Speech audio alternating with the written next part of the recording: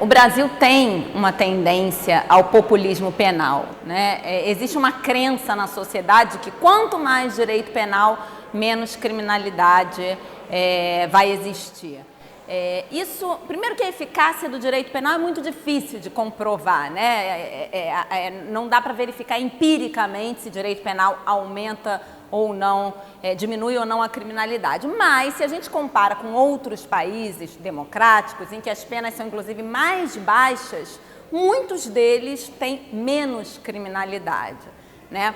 E, na verdade, a gente nunca pode achar que é a pena mais alta ou o direito penal mais rigoroso ou menos racional que vai diminuir a criminalidade. Muito pelo contrário, se o Estado age de forma ilegal, as suas leis proibitivas também não vão ser respeitadas pelo cidadão.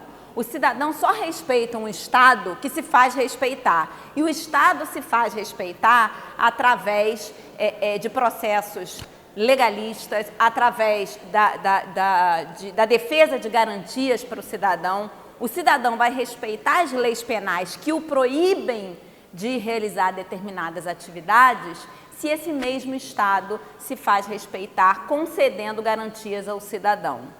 São duas faces de uma mesma moeda. Um Estado que age dentro da lei vai ter um cidadão que age dentro da lei. O aperfeiçoamento do sistema penal é sempre um processo contínuo, porque a gente vai verificando as falhas que vão acontecendo e a gente verifica isso com base em histórias, casos concretos. Recentemente, no Brasil, a gente viu acontecer e percebeu que tinha a necessidade de aprimorar o sistema penal para evitar essas falhas no processo.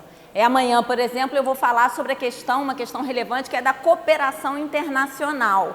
A gente também viu que recentemente, e isso acontece até hoje, órgãos responsáveis pela persecução penal promoveram trocas de informações com estados estrangeiros, em detrimento, inclusive, de empresas brasileiras, sem que se adotassem os procedimentos formais existentes e previstos em lei. E isso trouxe, de fato, um problema muito grande para essas empresas, e isso implicou, obviamente, em processos feitos com base nessas provas que foram obtidas de forma ilegal, processos nulos. Obviamente, nenhum tribunal quer anular processos, né? Os tribunais superiores, quando reconhecem nulidade em processo, eles não fazem isso porque querem, fazem isso porque a nulidade existe. Então, o que se tem que fazer é evitar a nulidade, é usar os canais corretos, realizar processo com base na lei e na Constituição.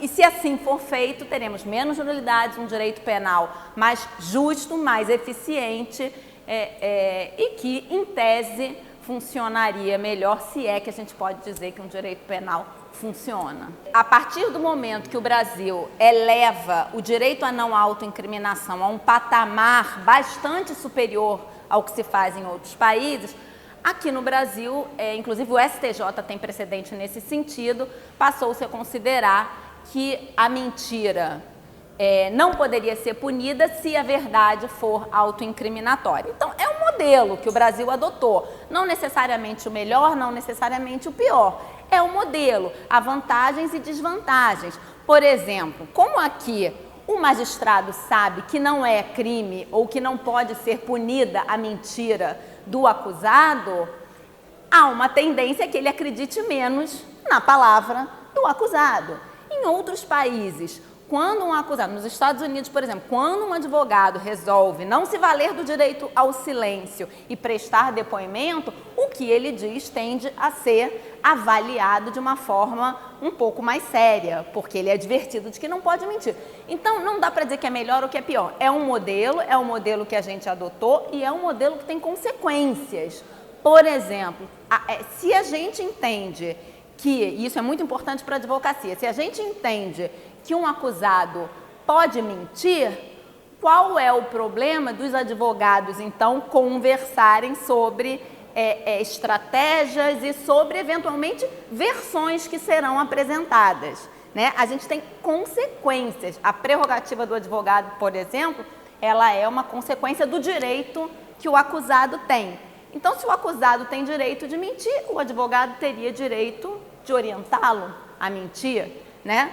Ou não. Mas, enfim, é um modelo que a gente adotou e que tem que ser levado a sério enquanto ele existir.